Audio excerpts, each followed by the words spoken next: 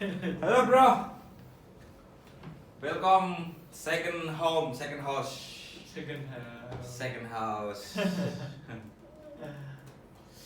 Oh iya, kemarin kamu nggak ikut Maboy. Perkenalkan, nama kamu siapa? Nama saya Arfan. Ya. Lah gue ini terus pernah. Iya. Oh iya teman-teman. Kita di sini perkenalan dulu ya. Ya, di sini ada Mas Guntur, ada Mas Arfan selaku menjabat Pangeran Langit, ada yang menjabat sebagai Pangeran Big Bang. Saya sendiri apa ya? Saya bilang Kaisar Langit tapi nggak bisa menikmati aset langit, nggak. Saya nikah aja, dadah. Ya komersil yang ngomong. Bapak Direktur Bapak Direktur. Tentang Furnitur. Iya. Ya. Nanti kan ada. Oh iya. Oh iya. Loh. Oke, maaf. Ini Bapak Direktur Minara Hayu. Minara Hayu. Lah, Oh, masalahnya kalau saya gimana? Halo, pemilik museum. Sementara. Jangan bilang museum. Yang bisa loh. Saya pemilik aset pariwisata. bukan calon sih. Saya orang yang sugih lah ngono ya. Orang yang sugih dengan bisnis saya, nggak bisa saya sebutkan satu persatu. Gitu aja ya. Oke. Oke. Nanti deskripsinya di bawah ya. Oke, dalam pertemuan pagi ini kita mau membahas apa ini, Maboy? Tentang COVID, percuma. Tidak ada solusi. Tidak ada solusi. Tidak ada solusi. Undang-undang ITE. Semakin pertegas semakin banyak yang melanggar masalahnya. Jadi, aduh. Kaum minoritas jangan coba-coba deh.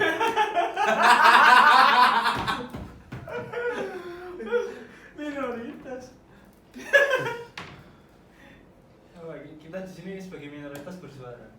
Oh, Ya, itu. Iya, Benar betul. itu. Kita di sini sebagai minoritas bersuara. Benar itu. Gimana? Kalau saya boleh bertanya sama kalian, apa yang membuat kalian merasa minoritas? Yang kedua, bagaimana Anda bisa melangsungkan kehidupan sehari-hari di dalam lingkup minoritas? Oke, gitu aja deh, simpel-simpel. Kita relaksasi. Gimana itu? Kadang kan orang tuh menganggap minoritas tuh sebagai kekurangan. Iya, benar. Tapi pada kenyataannya Ya. minoritas tuh lebih powerful gitu. Minoritas tuh lebih powerful. Orang-orang yang minor itu karena dia tuh nggak menunggu orang-orang di sekitarnya bergerak, jadi dia tuh punya gerakan lebih. Benar banget. Nah, aku merasa minoritas karena orang-orang lain tuh ya biasa. Iya, benar. Orang lain biasa. Oke, bisa dipahami. Bill Gates tuh merasa minoritas gak sih dengan kekayaannya dia? Iya, minoritas. Benar sekali. Cerdas sekali contohnya. Jadi kita lebih istimewa gitu jadi minoritas. Lebih istimewa jadi minoritas. Terus kalau Mas Safan gimana? Ya banyak yang salah tangkap sih sebenarnya minoritas itu. Ya benar sih, bahasanya minoritas itu kan kesendirian bahasanya ya. Iya, benar. Bahasanya tertekan, bahasanya dia.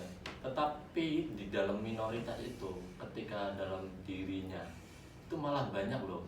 Bahasanya apa ya? Kita bisa menguak dalam diri pribadi yang sebenar-benarnya.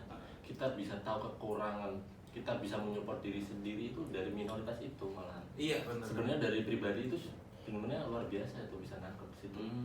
Iya. Jadi kayak jadi manusia tuh lebih mandiri ya. Iya, tapi kan banyak orang yang berpandangan minoritas itu lebih mengarah apa ya?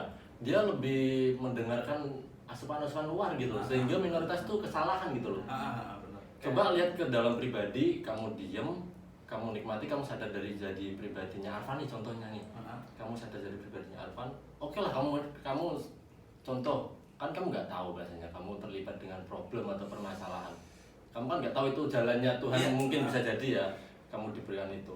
Terus tiba-tiba cobalah berbeda loh pandangannya. Iya, benar. Melihat dari dalam pribadi. Loh, banyak loh dalam diri di situ hal-hal yang kita belum keluar, kita masih banyak keraguan, masih banyak apa bla bla bla, di situ malah banyak. Iya. Malah ketemunya itu malah di dalam minoritas. Oh Kita- iya. Kita kayak gini. Kalau misal dalam mayoritas dia nggak perlu untuk mengeksekusi karena jamaahnya banyak gitu atau gimana? Sebenarnya bisa, cuma orang manusianya belum nangkep aja ke situ, Karena belum blurry, terbiasa. karena blurry. Iya. Oh iya. benar. Makanya dalam bahasanya kita diminoritaskan dulu. Oh iya. Tapi banyak dia salah tangkap di situ. Saya malah menyadari itu minoritas itu nggak salah, malah luar biasa. Justru malah bahan manusianya keluar. Loh, apa sih yang dikeluarkan orang-orang selama ini kan dari bahan manusia pribadi-pribadinya. Iya benar. Terus akhirnya saling ketemu manusia satu dengan manusia yang lain. Loh, kamu kan sendiri kan bisa di situ, loh. Iya benar. Iya luar biasa sih. Sekarang- Give applause dulu. Give applause dulu. Oke. Analoginya gini.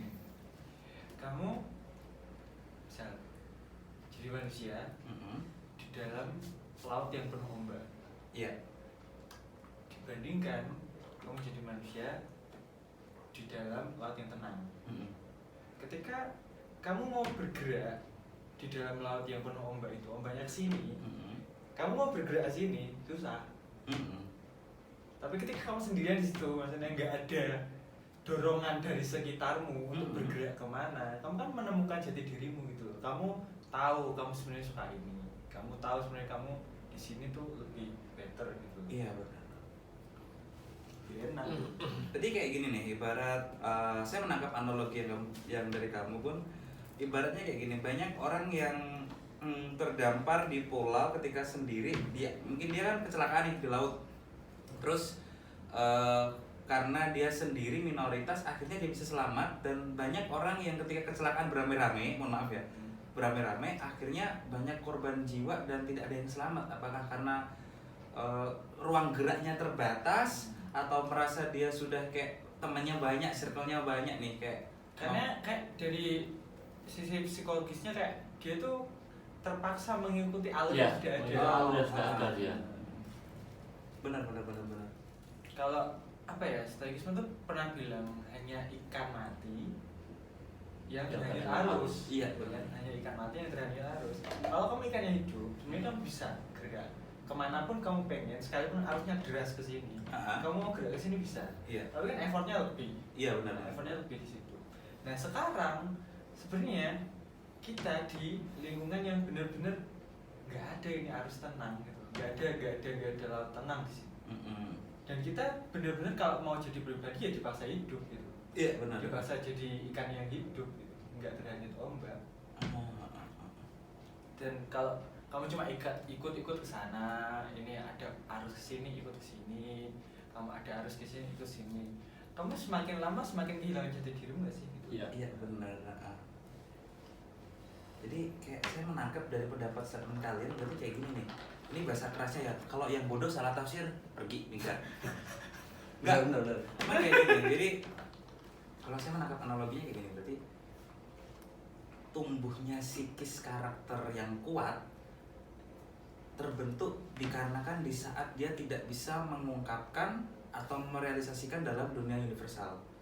Artinya dia bukan gini, kayak gimana? Gimana? Coba pakai bahasa yang lebih enak gitu. Oke, jadi kayak gini nih, saya menangkap kalau misal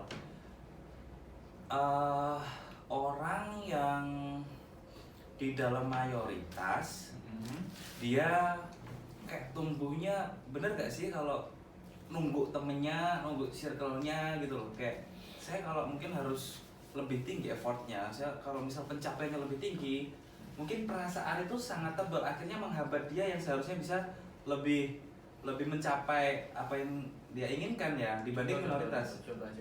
Contoh kayak gini, orang yang homeschooling sama orang yang belajar dalam sekolah, kebanyakan, mohon maaf, kebanyakan orang yang pinter dalam sekolah dibandingkan orang yang bodoh dan dia homeschooling. Artinya kayak kita bisa melihat gebrakannya tuh yang di homeschooling itu. Iya kan? Karena dia fokus di apa yang disenangi. Misal kayak Bill Ellis gitu. Bill Ellis. Bill Ellis dari kecil kan emang homeschooling, dia keluar dari situ. Dan dia kayak Ya acuh ya bahasanya dia. kayak dia ngeluarin apapun kayak yang seharusnya lu butuh gue nggak apa-apa, kalau misal lu nggak butuh gue ya it's no problem gitu loh ya kan. Iya. Karena udah dibiasakan, dididik alam yang dia dituntut oleh jadi minoritas, akhirnya dia lebih tahu kesalahan, Diri kekurangan pribadinya, diri benar. pribadinya, benar-benar. Iya. Dia juga lebih tahu sebenarnya powernya di mana. Nah, Kan kayak ibarat apa ya? Analoginya Einstein kan gini. Kita di dunia itu ada monyet, ada ikan, dan ada sapi, ada tupai gitu. Kalau kamu suruh ikan Masih. naik pohon, manjat pohon, ah, kamu akan menganggap ikan itu bodoh. iya benar. Nah sementara sistem pendidikan ini sekarang sistem pendidikannya kayak gitu. Iya menurut gue. Sekarang tuh kayak gini aja guys. Kamu menganggap SMA dan SMK ya, kan secara otomatis itu lebih bergengsi SMA, yang lebih bergengsi. Padahal apa? Di situ tuh lebih random gitu loh. Lebih nggak tahu kamu arahnya kemana tuh nggak Iya. tahu. Karena apa? Anak-anak tuh dibiasakan nggak punya interest gitu, maksudnya dia nggak ngerti interestnya dia dan selalu kayak nurut sama orang tuanya kayak kan emang lebih gampang sih, misal aku pengen kamu kayak gini kan itu lebih gampang, Iya benar. lebih simple. Emang mengetahui bakat dan minat anak itu lebih susah gitu. Dan sekarang kegiatan orang tua yang kayak udah sibuk bekerja ya kan, sibuk ini cariin apa uang buat anaknya, terus mikir nanti liburan di mana, kayak hal kayak gitu tuh kayak kelewat gitu loh. Jadi lebih mikir gampangnya gimana dan akhirnya terjadi seperti itu kan. Pikirannya nanti ya kalau dia masuk SMK gitu. Masuk SMK misal ada tekstil gitu ya, apa multimedia gitu. Ya kalau dia suka di multimedia, orang tuanya masih ragu gitu. Iya benar. Kenapa? Ya dia nggak tahu. Iya benar itu. Orang tuanya masih ragu. Dia masih milih, dia dimasukin SMA. Nanti kalau kuliah mungkin dia udah dewasa, dia bisa milih jurusan yang dia suka. Padahal ya nggak gitu juga. Kalau dibiasakan kayak gitu ya, tetap nggak ngerti arahnya. Gitu. Nanti ya jadinya kan kayak sekarang gitu loh. Orang bank itu ya lulusan teknik sipil, lulusan hukum yang benar-benar sebenarnya kayak kan bank itu sampai buka itu segala jurusan gitu. Iya kan? Segala jurusan gitu.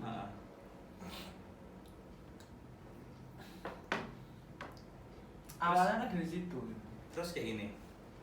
Tapi saya yakin juga deh kan, misal dari minoritas menjadi mayoritas itu saya bisa lihat secara kayak waktu perjalanan Hercules, dia berjalan benar-benar dari orang desa yang mohon maaf ya belum dipercaya sama lingkungannya. Ketika dia bisa membuktikan dirinya itu adalah seorang Hercules dengan ketangkasannya, kewibawaannya, keberaniannya, akhirnya dia bisa memimpin mayoritas. Lah pertanyaan saya ke kalian, apakah ini dalam sisi apapun, dalam sudut pandang kalian, dalam sisi manapun, apakah minoritas dipilih untuk memuncaki klasemen? Saya nggak bilang memimpin ya, untuk memuncaki klasemen di atas mayoritas. Kalau di Brazil ya, Kalau di Brasil ya, kalau di Brazil ya, pasti dia jadi patron gitu, jadi panutan banyak orang. Karena banyak orang yang sebenarnya kayak merasa nggak nyaman dengan apa yang dia lakukan gitu. Terus merasa tergugah hatinya, dia aja bisa kok. Dia aja dengan segala keterbatasannya bisa kok. Sebenarnya minoritas tercipta dari mana sih? Kan dari bahasanya kan dia melewati atau dia habis ketemu atau dia habis sapa dengan kaum mayoritas kan? Iya. Ya kan? Dengan kaum yang elit bahasanya. Sampai dia hasilnya terjadinya dia jadi minoritas sendiri. Terus bahasanya pertanyaan Mas Nega ya bahasanya. Terus why not? Emang itu tujuannya. Ya emang itu tujuannya, emang kayak jujur-jujuran emang itu. Terciptanya itu ya karena itu bahasanya. Dan kenapa tidak? Iya benar sekali. Iya sih, saya kayak merasa tiba-tiba kayak saya diingatkan sama Nikola Tesla, Benjamin Franklin, Alva Edison. Kayak dia kan Dia melihat mayoritas dulu kan? dia melatih fase di mana dia harus mayoritas. Iya. Misalnya gini, satu contoh awal dari orang yang merasa ada something problem di dunia ini, terus dia memilih untuk keluar dari arus, gitu kan. Menyendiri sampai dia bikin arus sendiri, kayak Buddha misalnya.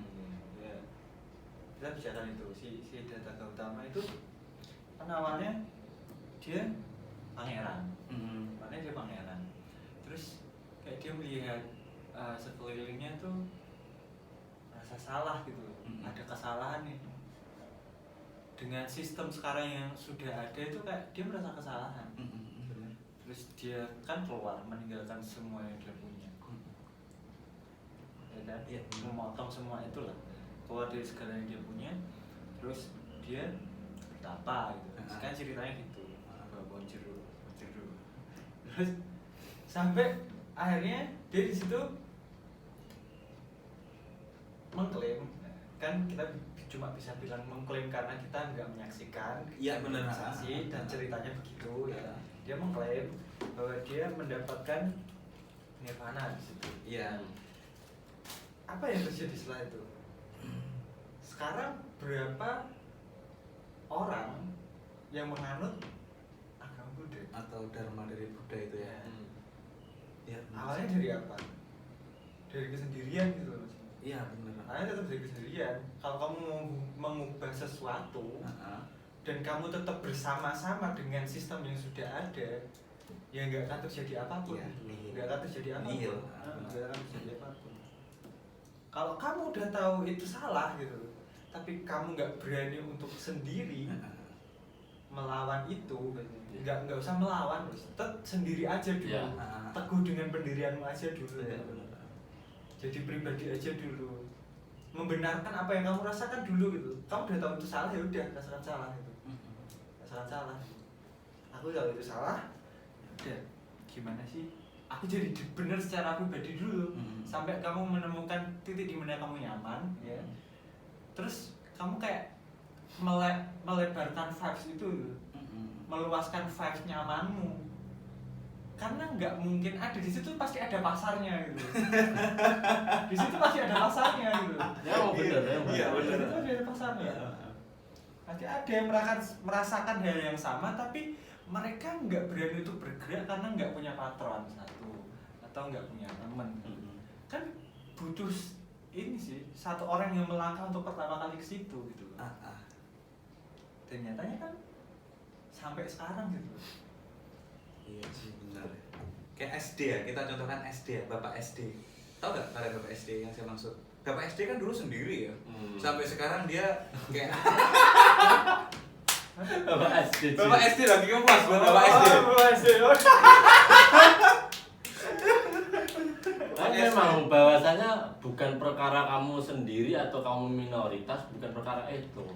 Jadi bahasanya Mas Guntur memang benar, bahasanya ketika kamu menjadi diri pribadimu di dalam mayoritas pun sekalipun di dalam minoritas, ketika kamu menyenangi atau merasakan kesenangan, merasakan dirimu sendiri, itu loh bahwasanya benar-benar kamu akan menjadi manusia dan kamu akan bisa di situ loh. Iya. Dan kamu sudah pasti mengetahui gitu loh. Kalau kamu bisa nyaman dengan manusiamu kan kamu pasti ngerti apa yang kamu lakukan.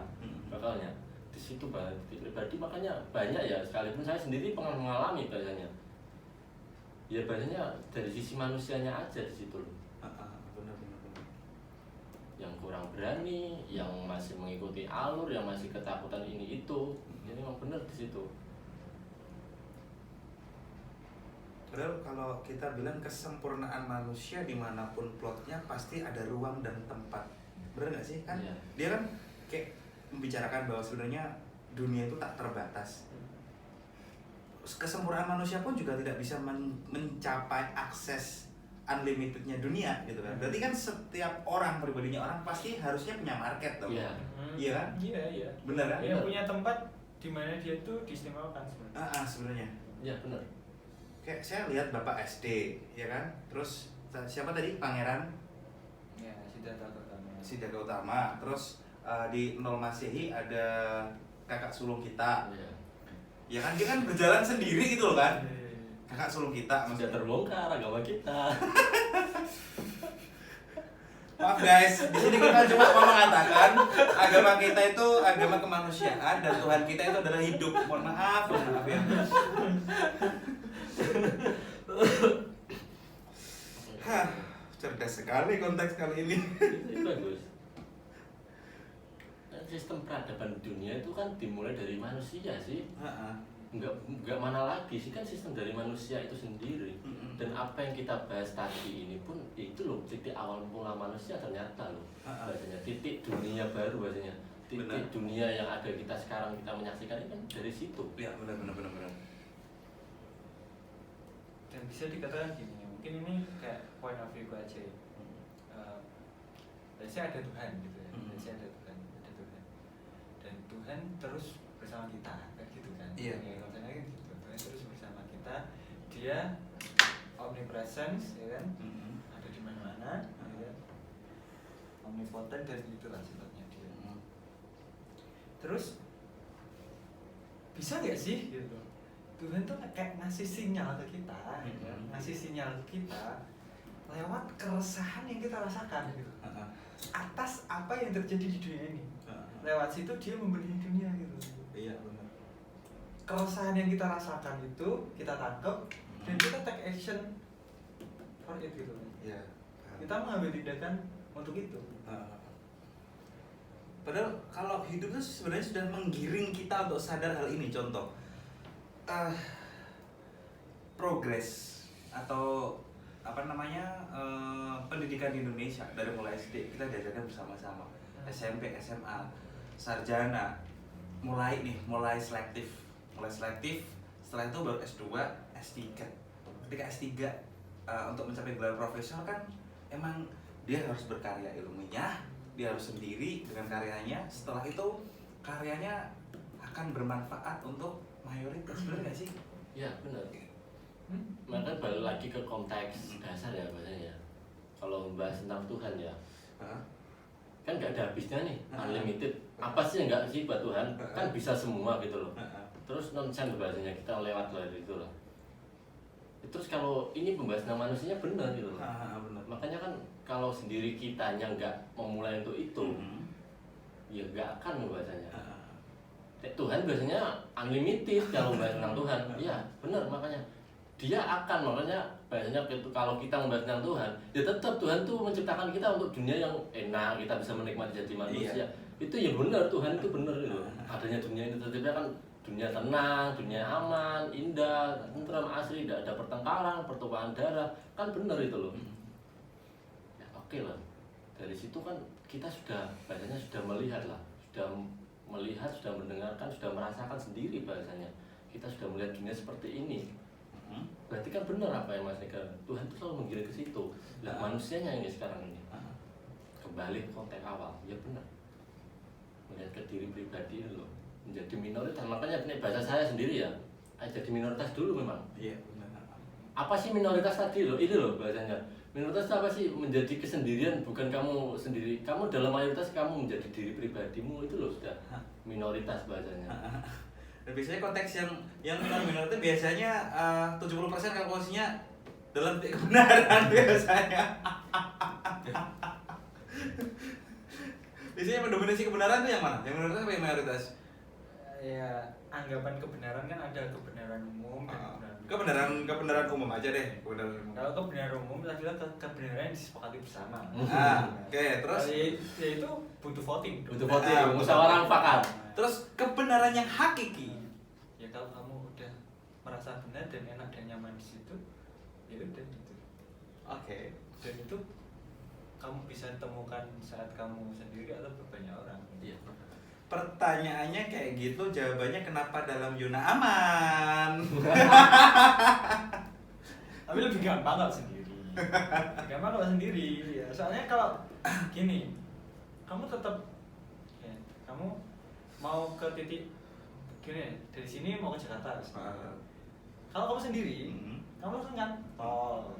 Oke. Kalau kamu di mobil itu berenam, nanti di pertengahan jalan itu ada yang lapar, pengen pipis, jadi lama.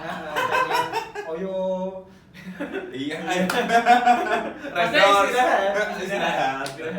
Istirahat dulu. Belum yang aplikasi micet. Yang seharusnya kamu tuh menempuh dari sini sampai Jakarta misal let's say 10 jam. Oke. Bisa 24 jam. Padahal tujuan gitu. Tujuan kan. Ibarat kalau rapat mufakat itu harus lama gitu ya. Tapi saya mau menambahkan dari hasil kita ini tadi, baca Mas Guntur ngomong, saya mau menambahkan. Berarti tahu gak sih problem manusia itu? Kenapa bisa dikatakan kita kan membahas tentang apa ya, maju nggak maju ini ya? Tentang Iya, manusia oke. ya kan? Sebenarnya problemnya dari mana? Kalau itu Mas Guntur bisa jawab. karena jangan mau menambahkan, saya percayakan waktu dan tepat. Gimana itu? Sebenarnya manusia itu banyak menyesali. Oh iya. Tetapi salah enggak juga gitu loh, Ah. menyesali. Tapi terlalu bertele-tele gitu loh.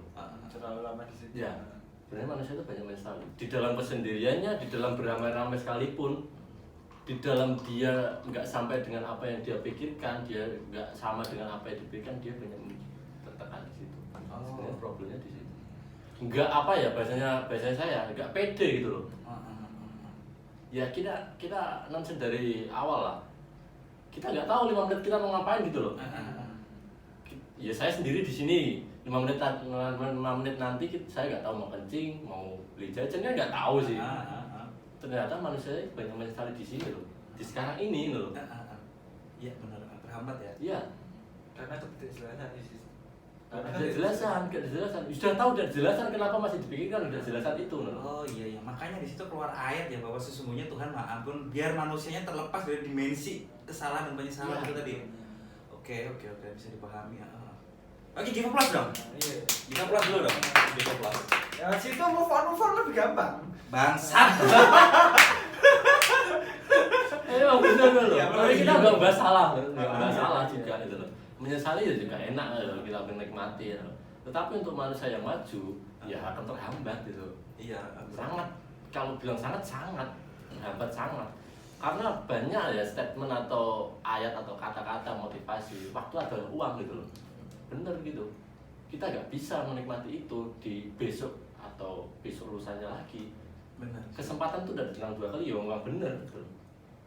Dan kesempatan kedua, ketiga akan datang bagi orang yang mau memulai. Iya bener.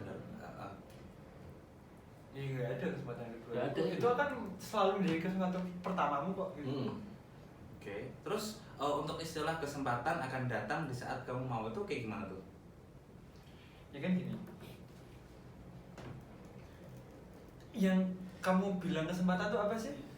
Kayak sesuatu hal yang seharusnya kita apabila mengeksekusi nantinya cuannya akan kembali ke kita.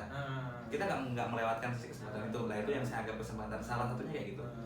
Terus kalau kan di dunia ini udah ada semua, duit udah ada, cuma antar aja. Ada yang punya banyak, yang punya sedikit. Ya. Apa yang nggak ada di dunia ini? Nggak ada. Nggak ada kan? Ada Nggak semua. kan? Seharusnya kesempatan itu bisa kamu buat gitu loh maksudnya. Ya Bukan kamu tunggu gitu loh. Iya benar. Kesempatan itu bisa kamu buat, bukan kamu tunggu. Benar sekali itu. Oh udah ada semua kok. Iya. Kenapa kamu menunggu kesempatan? Padahal kamu bisa membuat kesempatan. Karena kan kamu belum biasa gitu loh. Yang kamu bilang kesempatan mungkin gini. Kesempatan yang kamu bilang kesempatan itu adalah kesempatan yang benar-benar kamu benar-benar berprivilege. gift ya. Kayak kamu tuh dimudahkan banget di situ. Padahal semua tuh kesempatan gitu loh. Iya. Benar. Padahal semua tuh kesempatan, bukan saat kamu dimudahkan aja. Kalau kamu dikasih kesempatan yang emang agak susah gitu, ya kamu kan tinggal maju aja gitu. Iya. Tinggal fight for it aja gitu. Iya sih, karena kayak manusia tuh termasuk saya tuh suka lupa sih ya kalau Tuhan itu sebenarnya maha mangestoni kalau orang-orang Jawa bilangnya. Tuhan itu maha mangestoni, Tuhan itu selalu mengiyakan keinginan manusia. Kita itu lupa gitu loh. Termasuk saya itu loh. Kenapa kita tuh lupa kalau sebenarnya Tuhan itu kayak ya udah gitu loh. Sok atau emang dia butuh apa kalau di dalam konteks arsnya dia tuh emang dia butuh apa? Kan dia gak butuh apa-apa kan. Udah bahas semua. Udah maha semua gitu loh. kita yang butuh tuh kita. Yang butuh dia tuh kita. Paling enggak kita sebagai manusia berguna lah untuk kehidupan ya. Kayak ibarat apapun yang kita lakukan, oke lah.